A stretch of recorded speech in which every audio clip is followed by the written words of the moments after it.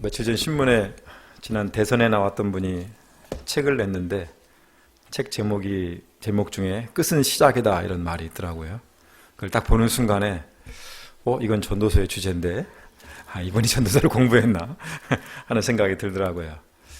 이제 전도서를 마치게 되었는데 하나님께서 이 시간도 은혜 주시기를 원합니다. 요절 말씀 12장 1절과 2절을 같이 읽겠습니다. 시작. 젊을 때 너는 너의 창조주를 기억하여라. 고생스러운 날들이 오고 사는 것이 즐겁지 않다고 할 나이가 되기 전에 해와 빛과 달과 별들이 어두워지기 전에 먹구름이 곧 비를 몰고 오기 전에 그렇게 하여라. 기도하겠습니다. 하나님 아버지, 저희들에게 전도서 말씀을 통해서 이 해 아래서 허망한 삶을 살 수밖에 없는 저희들에게 저 멀리 해 위의 삶을 바라보게 하시고 하나님을 바라보게 하시며 어떻게 살 것인가 하는 삶의 지혜를 말씀해 주셔서 감사합니다. 주님, 이 시간 너의 창조주를 기억하라는 말씀을 듣기 원합니다. 종을 도와주시고 저희들의 마음에 귀한 말씀을 허락하여 주시고 어떻게 살 것인가 고민하는 저희들에게 삶의 방향을 주시옵기를 기도합니다. 예수님 이름으로 기도했습니다. 아멘. 오늘은 전도서 마지막 장입니다. 시작할 때 분위기가 기억나십니까? 헛되고 헛되다, 헛되고 헛되다, 모든 것이 헛되다. 그러니까 어떤 분이 그랬어요. 헛된 것을 왜 공부합니까? 다른 걸 합시다. 전도자는 사실 전도서를 통해서 이 헛된 삶이 왜 이렇게 헛된가 하는 것을 끊임없이 말해왔습니다. 전도자는 이렇게 하면서 해 아래의 세상에서 뭔가 소망과 기대를 가지고 몸부림치는 사람들에게 그들의 마음을 산산히 부서뜨렸습니다. 아무리 열심히 살아봐라, 다 헛된 것이다. 무엇인가를 이뤄봐라, 다 헛된 것이다. 그리고 다 무너뜨린 그 폐허 위에서 새로운 집 짓기를 전도자는 시도해 왔습니다. 그것을 지혜로운 삶이라고 했습니다. 오늘 전도자는 그 지혜로운 삶의 핵심을 말합니다. 그것은 해 아래의 삶에서 해 위의 삶으로 절망의 한숨을 넘어서 새로운 시작을 하는 것을 의미합니다. 끝이 아니라 시작입니다. 그 지혜로운 삶의 핵심이 무엇이겠습니까? 절망의 끝자락에서 우리가 어떻게 하면 새로운 시작을 할 수 있겠습니까? 7절 말씀을 보겠습니다. 11장 7절입니다. 빛을 보고 산다는 것은 즐거운 일이다. 해를 보고 산다는 것은 기쁜 일이다. 사람에게 기쁘고 즐거운 일이 무엇이 있겠습니까? 이제 곧 성탄이 다가오는데 이번 성탄에 내가 정말 갖고 싶었던 그 선물을 받게 된다면 얼마나 즐겁고 기쁘겠습니까?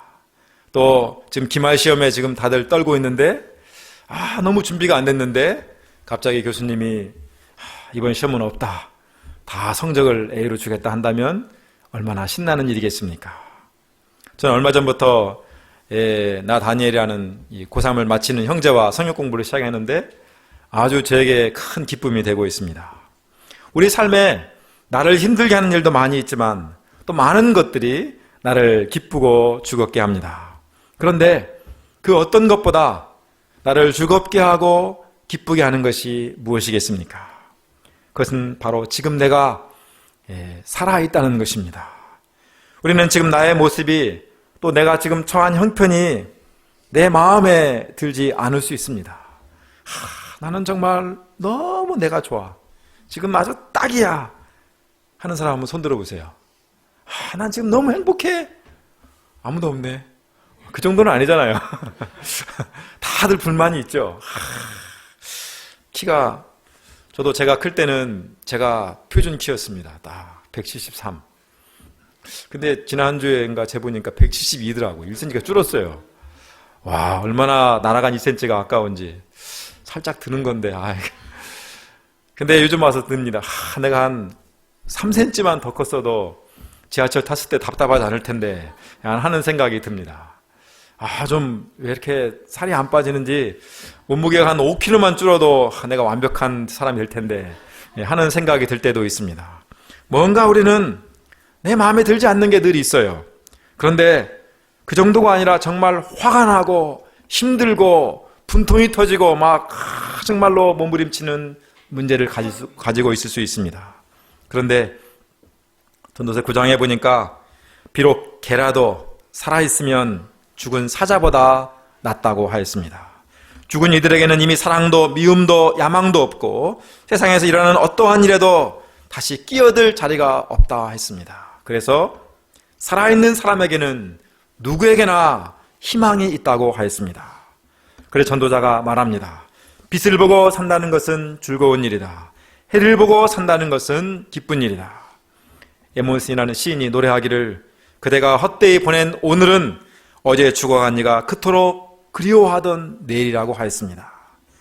오늘 하루 내가 살아있다는 것, 이것만으로도 우리는 즐겁고 기쁜 일입니다.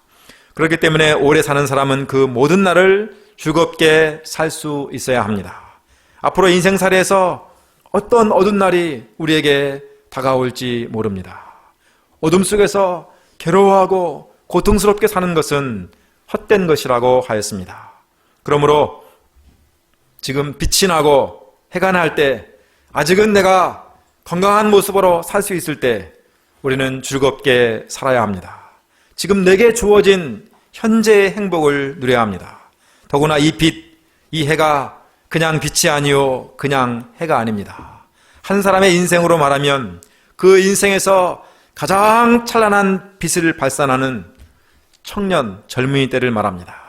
뉘엿뉘엿 솟아늘어 넘어가는 해가 아니라 한참 뜨거움을 쏟아내는 정오의 태양과 같은 젊은이를 말합니다. 그야말로 인생에서 가장 힘이 넘치는 청년, 청춘이라고 할 수 있습니다. 아마 20대 청춘이겠죠? 이런 젊은이들에게 전도자가 하는 말이 무엇입니까? 자, 자신이 젊은이라고 생각하는 분들만 9절을 같이 읽어보겠습니다. 9절, 안 읽으면 손해입니다. 시작. 젊은이여 젊은 날을 즐겨라. 내 마음과 눈이 원하는 길을 따라라. 다만 내가 하는 모든 일에 하나님이 심판이 있다는 것만을 알아라. 제가 이 말씀을 공부하면서 사모님들에게 물어봤습니다. 만약 20대라면 무엇을 하시겠습니까? 뭐라고 대답했는지 아십니까? 무엇을 하겠다는 말 하기 이전에 먼저 한 분이 아주 행복한 표정을 지으면서 말했습니다. 상상만 해도 좋다. 제가 공부하는 사모님들이 60대, 70대 파파 할머니들이 아니에요. 사실은 20대가 얼마 전에 지난 분들인데 그 얼마 전에 지난 20대를 생각만 해도 너무 행복하다고 그랬습니다. 참 20대가 좋은 것 같습니다. 왜 그렇게 좋습니까? 그 20대 청년의 때가 사실 너무나 인생의 아름다운 때이기 때문입니다. 20대 청년은 특별히 가꾸지 않아도 그냥 있는 모습 그대로 그 젊음 자체만으로 빛이 납니다. 제가 허름한 티셔츠 입고 나가면 너무나 추레해 보이는데 20대 청년이 허름한 티셔츠 입고 나가도 그냥 매력적이고 아주 멋져 보입니다. 몸만 그런 게 아니에요. 그가 가지고 있는 열정과 에너지로 무엇이든지 원하는 것을 도전할 수 있기 때문에 청년은 정말로 아주 멋있습니다. 얼마든지 꿈을 꾸며 미래를 설계할 수도 있고 또 실패할지라도 다시 일어나 나아갈 수 있는 시간과 기회와 에너지와 많은 가능성들이 젊은이에게 있습니다. 그래서 인생에서 가장 빛나는 이름, 그것은 영맨, 젊은이입니다. 그래서 전도자가 말합니다. 젊은이여, 젊은 때 젊은 날을 즐겨라. 와, 20대 인생 요절로 다 써놓고 싶지 않습니까? 내 마음과 눈이 원하는 길을 따라라. 와, 성경에 이런 말씀이 있어요. 네 하고 싶은 대로 다 해라. 얼마나 좋아요. 나이키 광고 문구가 Just do it 하는 것처럼 정말 젊은 날에는 자신이 하고 싶은 것을 마음껏 할 수 있는 시간과 기회와 에너지와 모든 조건들이 다 되어 있습니다. 그런데 그 젊은 날이 안타깝게도 언제나 계속되지 않습니다. 무엇보다 무턱대고 그냥 해보는 것만으로 시간을 마냥 허비할 수 있는 것도 아닙니다. 그래서 전도자가 무엇을 말합니까? 다만 내가 하는 이 모든 일에 하나님의 심판이 있다는 것만을 알아라. 네 마음대로 살아라 해놓고 하나님의 심판이 있다는 것만 알아라. 어떻게 살라는 거예요? 뭐 하라는 거예요? 젊은 날은 영원하지 않기 때문입니다. 언젠가는 다 끝나게 되어 있습니다. 지금은 허리를 꼬부리고 제대로 걷지 못하는 그 파파 할머니도 20대가 있었습니다. 저도 20대가 있었습니다. 우리 모두에게 다 젊은 날이 있습니다. 무엇보다 젊은 날에 내가 행했던 것들이 고스란히 하나둘 내 인생에 각인되어 갑니다. 나무에 나이테만 있는 게 아니라 우리 인생에도 내 젊은 날에 어떻게 살았는가 하는 그 삶의 나이테가 내 인생에 각인되어 새겨져 있습니다. 젊은 날의 선택의 방향과 결과에 대해서 우리는 내 인생에서 책임을 져야 할 때가 옵니다. 내게 주어졌던 그 많은 시간들, 건강들, 기회들, 재능들이 과연 내 삶에 어떤 열매로 나타날 것인가 생각하면서 고민하면서 살아야 하는 것이 젊은 날입니다. 당장에 좋은 것이 결코 좋은 것이 아니고 당장에 힘든 것이 늘 힘든 것도 아닙니다. 지금의 선택이, 지금 나의 삶이 어떤 결과로 5년, 10년, 30년 그리고 인생의 마지막 날에 나타날 것인가 고민하면서 젊은 날의 소중한 시간들을 지혜롭게 써야 합니다. 내게 주어진 이 젊은 날은 그냥 주어진 것이 아니라 내일을 위한, 더 나은 내일을 위한 준비된 기회인 것을 알고 살아야 합니다. 그렇지 않고 그냥 젊음을 즐기면서 마음의 걱정과 육체의 고통 속에 살게 되면 혈기왕성했던 그 아름답던 청춘이 정말 덧없이 지나가 버립니다. 정말 아무것도 준비된 것이 없는 젊은 날을 보내게 되면 결국 실패한 인생으로 초라하게 끝날 수 있습니다. 그러므로 지금 이 젊은 날에 내 인생의 나무에 어떤 열매를 맺을 것인가, 내가 무엇을 준비하고 어떤 삶을 살 것인가 고민하고 생각하며 살아야 됩니다. 이를 위해 젊은 날에 정말 필요한 것이 무엇이겠습니까? 어떻게 하면 실패하지 않는 삶, 어떻게 하면 후회하지 않는 삶을 젊은 날에 살 수가 있겠습니까? 스펙을 많이 쌓는 것일까요? 12장 1절과 2절을 한번 같이 읽어보겠습니다. 12장 1절과 2절 시작.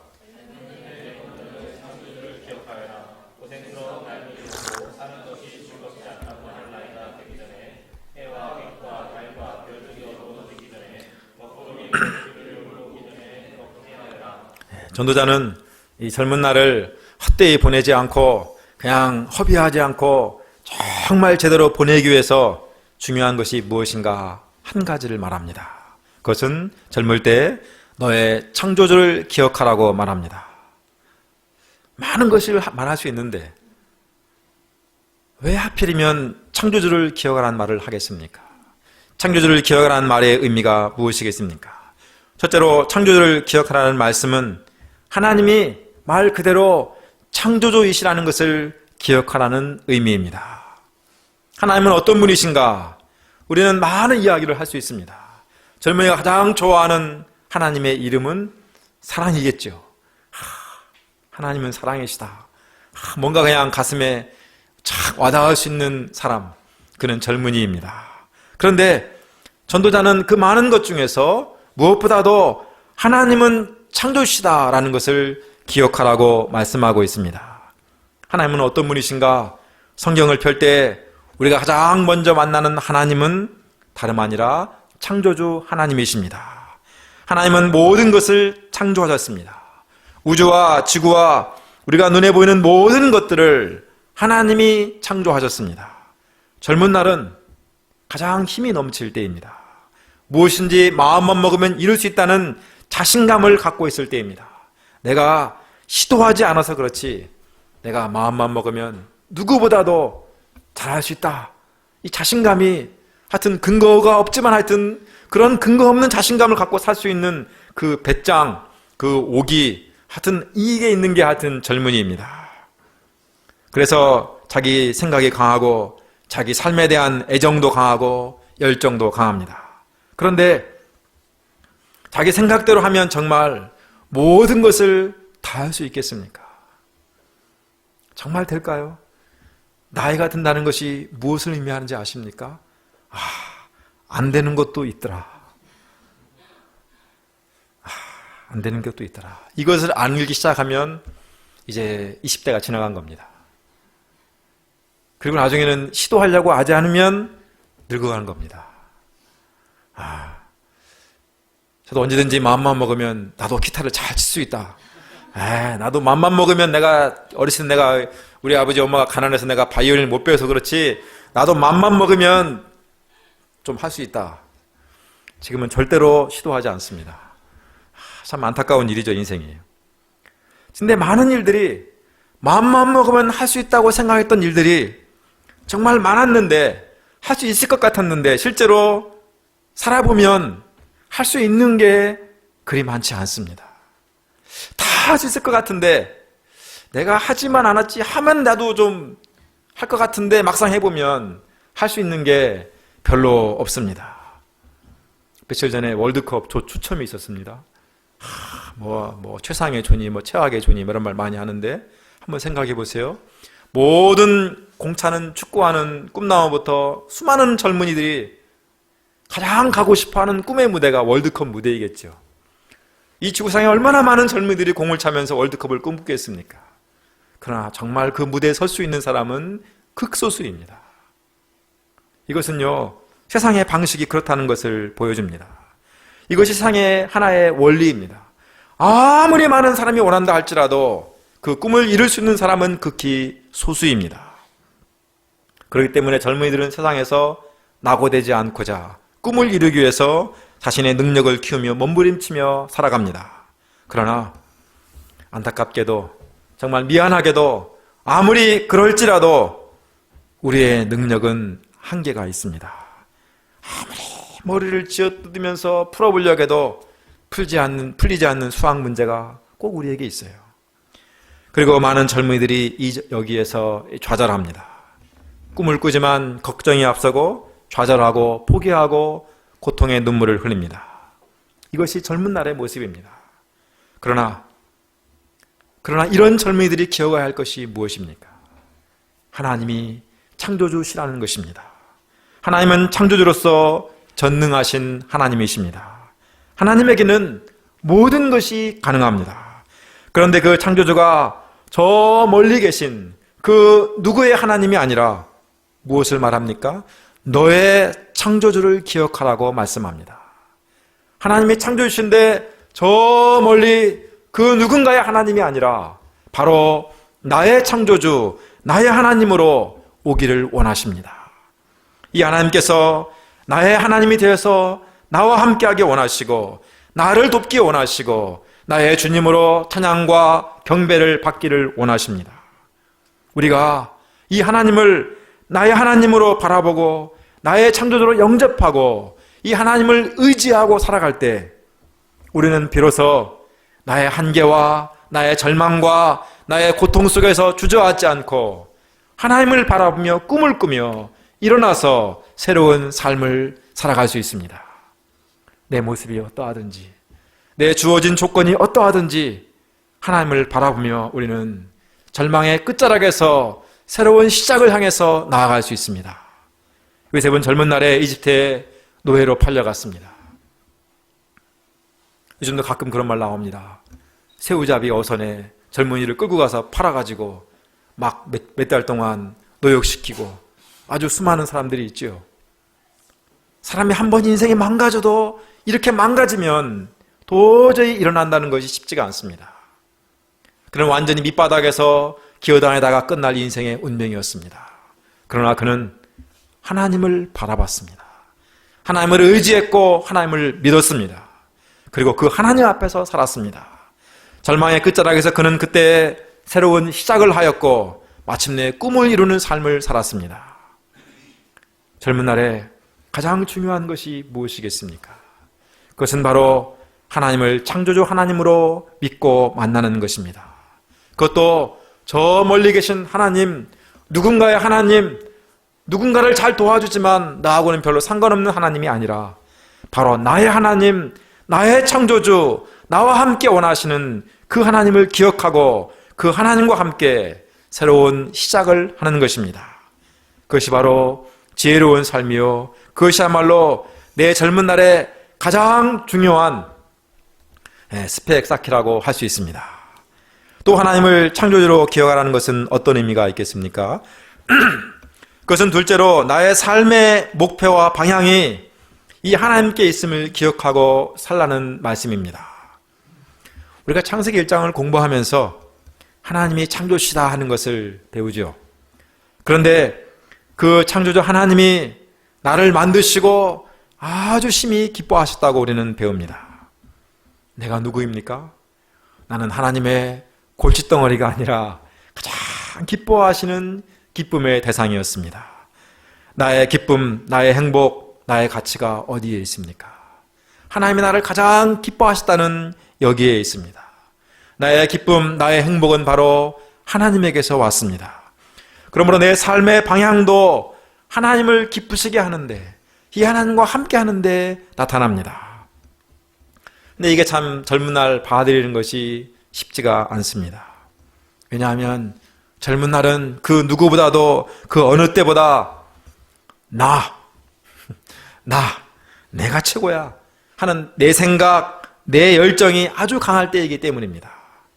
내 삶의 주인도 나라고 생각합니다. 네 인생은 네 것이 아니고 하나님 것이다. 에이, 그런 게 어디 있어요. 난 아직은 그러고 싶지 않아요. 젊으니까. 그러나 그 삶에 대해서 전도사는 1장부터 아주 분명하게 말했습니다. 헛되고 헛되다, 헛되고 헛되다, 모든 것이 헛되다. 왜 헛되다고 말합니까? 내가 주인이 돼서 이루고자 하는 수많은 것들, 내가 왕이 되고 내의 의지와 내 노력과 열심으로 이 땅에서 이루고자 하는 수많은 것들이 전도자는 다 헛되고 헛되다, 이 얘기를 반복했습니다. 하나님이 없는 해 아래의 삶에 대한 전도자의 한마디는 헛되다는 것입니다. 이것은 그의 체험에서 나온 고백이기도 합니다. 우리가 아무리 젊은 날에 꿈을 꾸며 살아도 창조주 하나님이 없다면 그것은 정말로 허망한 것에 불과합니다. 내가 아무리 많은 것을 이뤄도, 내가 정말로 대단히 위대한 삶을 살았다고 스스로 자부할지라도 그의 삶의 중심에 하나님이 없다면 그것은 정말 허망한 몸짓에 불과합니다. 올가을에 피었던 코스모스차, 그 한 그루 코스모스차도 그 가을날에 하나님을 찬양하다가 시들어갔습니다. 우리의 인생은 말할 것도 없습니다. 하나님을 기억하고 하나님을 찬양하는 삶이 젊은 날 우리의 삶의 중심이 되는 것, 이것이 우리의 지혜로운 삶의 방식입니다. 우리가 많이 기억하는 영어의 가장 유명한 격언 중에 Boys be ambitious라는 말이지요. 젊은이여, 야망을 가져라. 중학교 영어 배우면서 그 들을 때 막 책에다가 탁 써놓고 또 크게 써가지고 책상 앞에 딱 붙여놓고, 와, 야망을 가져야 돼 했던 기억이 없습니까? 저는 그랬습니다. 이렇게 멋있는 말이 있다니. 야, 영어 진짜 멋있다. 딱 써가지고 책상 앞에 붙여놓고 이렇게 살았습니다. 근데 이 말은 사실은 좀 알려진 것과 다릅니다. 본래 이 말을 한 사람이 클라크라는 미국 사람인데요. 이 사람이 2차 대전 패망 후에 절망한 그 젊은이들, 일본 청년들을 돕기 위해서 홋카이도 삿포로에 있는 한 농업학교에 교감으로 와서 일을 합니다. 와서 도와주다가 이제 임기가 돼서 떠나게 되었을 때 그 청년들에게 마지막 떠나면서 한 말이 이 말입니다. 그들에게, 절망하고 있는 일본의 이 청년들에게 돈을 위해 살지 말고, 명예를 위해 살지 말고, 자기만을 위해 살지 말고 그리스도를 위해서 꿈을 품으라 하는 의미로 이 말을 했습니다. 위키피디아에 보면 나옵니다. 그러니까 Boys be ambitious에 끝나는 말이 아니라 뒤에 For Christ라는 말이 있는 것입니다. 일본 사람들은 그리스도를 별로 좋아하지 않으니까 For Christ를 빼버리고 탁 Boys be ambitious 이것만 남겨놨습니다. 무엇을 위해 살아야 하는가는 방향이 없는 야심, 그렇죠? 무엇을 위해서 꿈을 꿉니까? 무엇을 위해서 열심히 살아갑니까? 뭘 얻고자 그렇게 새벽부터 달려갑니까? 방향이 없는 열정, 방향이 없는 그 꿈, 그것처럼 위험한 것이 없습니다. 그건 정말로 헛되고 헛된 것입니다. 젊은 날의 비전, 젊은 날의 열정과 꿈에는 분명한 방향이 있어야 됩니다. 그것은 바로 다른 것이 아니라 창조주 하나님을 기쁘게 하는 것이요 그리스도를 위한 것이 되어야 합니다. 그 꿈을 꾸며 살아갈 때 젊은이야말로 그 열정과 그 에너지와 그 용기와 그 능력과 젊음이 정말로 아름답고 귀하게 쓰임받을 수 있습니다. 창조주 하나님을 위해 사는 그 삶이야말로 지혜로운 삶입니다. 그런데 왜 이렇게 젊은 날에 나의 창조주를 기억하고 살아야 합니까? 지금은요, 조금만 프롬이 나를 위해 살고 좀 시간이 지난 다음에 목자님처럼 뭐가 안 된다고 할 때쯤 되면 나도 자연스럽게 하나님을 위해 살 수 있을지도 모릅니다. 지금은 내 마음대로 살게 두십시오 하는 것이 많은 젊은이들의 마음입니다. 근데 전도자는 젊은 날에 그렇게 하라고 말합니다. 특별히 언제까지나 젊은 날이 계속되지 않을 것을 말하고 있습니다. 전도자는 고생스러운 날들이 오고 사는 것이 즐겁지 않다고 할 나이가 온다고 말합니다. 우리 인생에 내일은 알 수가 없습니다. 언제 어떤 일이 닥칠지 아무도 알지 못합니다. 가장 어리석은 사람은 현재 지금 마음대로 살고 있는 이 상태가 언제까지 계속될 것이라고 착각하고 사는 사람이라고 할 수 있습니다. 아직까지 문제가 없었어. 여태까지 아무 문제가 없었어. 내 마음대로 살아도 전혀 아쉬운 게 없었어. 뭐 내일도 마찬가지고 모레도 마찬가지고 올해도 내년도 마찬가지일 거야 라고 사는 사람, 가장 어리석은 사람이라고 말합니다. 더구나 해와 빛과 달과 별들이 어두워지는 심판의 날이 하나씩 한 걸음 한 걸음 다가오고 있습니다. 먹구름이 비를 몰고 오는 뜻하지 않은 불행의 날들도 언제 닥칠지 모릅니다. 그러므로 우리는 그러한 일들을 겪기 전에 나의 창조주를 기억해야 합니다. 그리고 다가올 날들을 준비하는 지혜로운 삶을 살아야 합니다. 또 당장의 심판이 오지 않을지라도 젊은 날들은 언제까지 계속되지 않습니다. 3절부터 5절을 한번 보겠습니다. 참 읽고 싶지 않은 부분입니다. 인정하고 싶지 않은 부분이지만 그래도 한번 같이 읽어봅시다. 3절부터 5절 한번 생각하면서 읽어봅시다. 시작.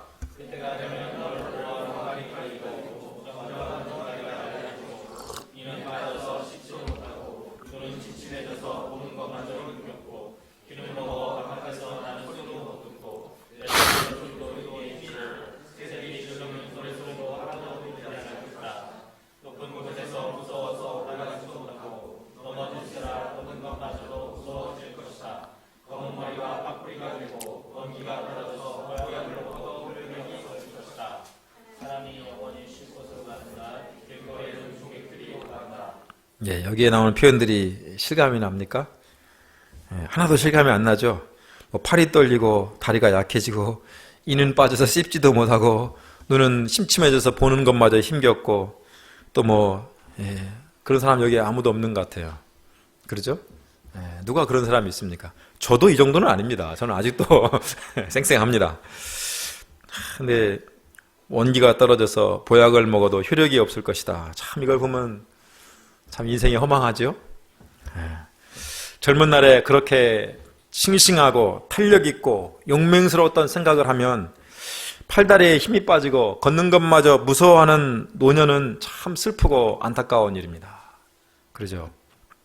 그런데 이것이 피할 수 없는 사실이고 부인할 수 없는 모든 사람의 운명입니다. 이거 누구나 예외 없이 일어나는 일입니다. 다만 순서만 다를 뿐입니다. 제가 먼저 제일 되겠죠? 우리 중에 아마 제가 제일 먼저 검은 머리가 팥뿌리가 돼가고 있고 또 원기가 떨어져서 보약을 먹어도 효력이 없을 것입니다. 강다상에서 말씀도 잘 못 전하고 이렇게 내가 옛날에는 말이야 이러면서 그럴 날이 참 오겠죠. 할 수만 있으면 늦게 왔으면 좋겠는데 제가 제일 먼저 이 중에서 올 것 같습니다. 그런데 늙는 것도 슬픈데 그걸로 끝나지 않습니다. 더 슬픈 날이 옵니다. 6절과 7절을 보십시오. 그렇게 빛나던 은사슬이 끊어지고 그렇게 화려하던 금그릇도 부서지는 날이 옵니다. 그렇게 강하게만 하던 우물의 돌이라도 부서지는 것처럼 모든 것이 다 끝날 날이 옵니다.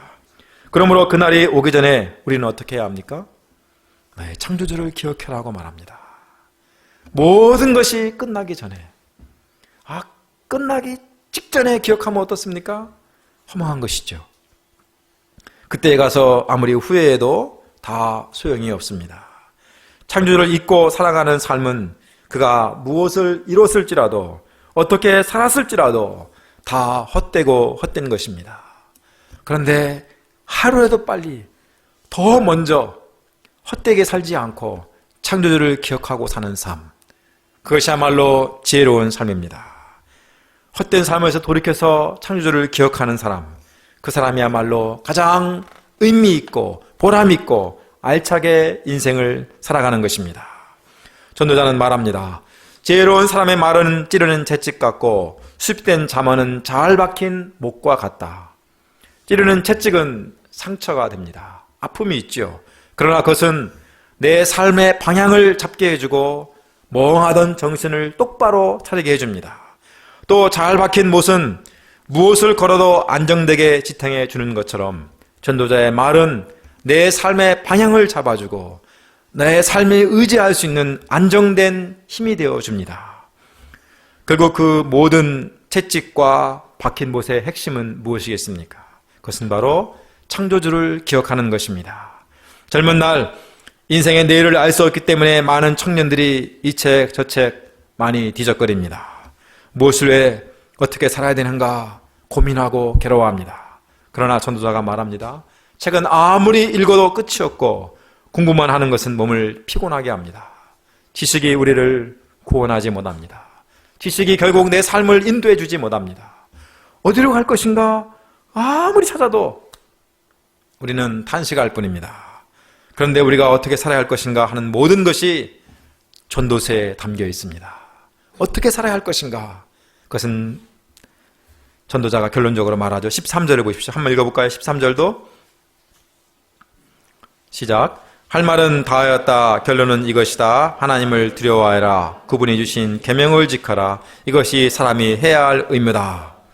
하나님을 두려워하라고 말합니다. 하나님을 두려워하는 것은 공포를 느끼며 살라는 게 아니라 하나님을 경배하고 섬기라는 의미입니다. 젊은 날에 하나님을 나의 창조주로 기억하고 사는 것입니다. 그것이 바로 우리를 헛된 삶을 살지 않게 합니다. 무엇보다도 그것이 사람이 해야 할 의무라고 했습니다. 마땅히 해야 할 의무다. 이 나라에 의무가 있죠. 국방의 의무, 조세의 의무. 의무를 지킬 때 권리가 생기죠. 의무를 지키지 않으면 권리도 날아갑니다. 내가 마땅히 하나님 앞에 해야 할 그 의무를 지킬 때 하나님의 자녀의 권리가 우리에게 주어집니다. 헛되고 헛된 해 아래의 삶에서 하나님이 인정하시고 기뻐하시는 해 위의 삶으로 올라가는 새로운 삶을 살게 합니다. 그것이야말로 지혜로운 삶이요, 아름다운 삶이요, 의미 있는 삶이요, 행복한 삶이라고 할 수 있습니다. 그것이 얼마나 기쁘고 얼마나 즐겁고 행복한 삶인가 하는 것을 노래한 것이 아가서입니다. 아가서란 말은 노래 위에 노래 중에 노래, 다시 말하면 최고의 노래다 이런 뜻이죠. 정말 우리의 삶이 하나님을 기억하고 사는 삶, 하나님과 함께하는 삶이 얼마나 정말로 세상에서 연인이 사랑을 나누고 막 알콩달콩한 사랑을 나누는 그 이상으로 행복한 것인가 하는 것을 노래합니다. 우리가 하나님을 나의 창조주로 기억하고 살 때 사람들은 너무 부담스럽고 내 삶이 제한되고 내가 막 내 인생이 어거지로 막 끌려가고 고통스럽게 되는 것이 아닌가 하는 고민하는 분들이 많습니다. 그러나 그러지 않습니다. 그 삶은 사랑하는 여인과 함께 하는 설렘과 행복이 있는 삶입니다.